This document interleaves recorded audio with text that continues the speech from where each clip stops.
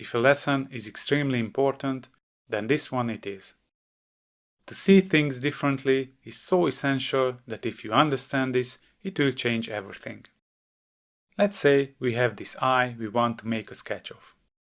The very first step is to observe it. Observation means that you analyze the details of the subject. In this case, I'm not talking about its color or texture. I rather think of its orientation, size, and the relationships of its parts. In everyday life, most people's brain doesn't deal with these details. Of course, your unconscious mind records every little detail which can be recalled by hypnosis, for example, but your conscious mind just doesn't do that. It would be just too much information to process.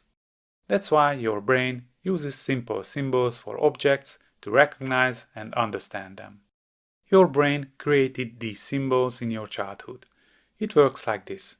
When you try to draw an eye, for example, you probably draw something like this. Your brain says, okay, that's an eye, I have a symbol for that. So it records the symbol, and you don't really draw what you see, but some very simplified version of it recorded in your childhood as a symbol. When people draw like this, most of them think that they just cannot draw. There is nothing to do. But that's a false belief. Actually, anyone can learn to draw. You just need to switch your brain into a different state when you look at objects. Some people can get into this state more easily than others, but anybody can learn that. And once you learn it, you can start drawing what you actually see, just like those so-called talented people. Modern science had made several discoveries about how the human brain works. I promise I'm not going too deep into science in this course, but if you know these things, it will be much easier to believe that you can learn to draw. Our brain has two separated parts, the left side and the right side. The left side controls the right side of your body, and it performs tasks that are related to logic, analysis, calculations. The left side is also responsible for connecting words to symbols I was talking about. If you are a right-handed person, then the left side of your brain is dominant. On the other hand, the right side of your brain controls the left side of your body, and it is good in tasks that need creativity and abstraction. If you are left-handed, you are probably a creative person by nature. Now the situation is not so simple because in a small percentage of people, these two sides are flipped in functions. Plus, some people were intended to be left-handed by nature, but the educational system forced them to learn right-hand writing.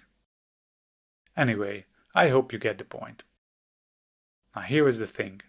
If you struggle with drawing, it is probably because your left side of your brain is dominant, and it is so dominant that it even tries to solve things that the right side would be much better at, like drawing. So when you try to draw a figure, for example, and you end up something like this, that's because your left side of your brain is in control. The symbol that is stored there and connected to the word figure will show up on the paper. But you can change this. In order to be able to turn off this mechanism, we need to get the left side back off and let the right side to do its job to control your drawing.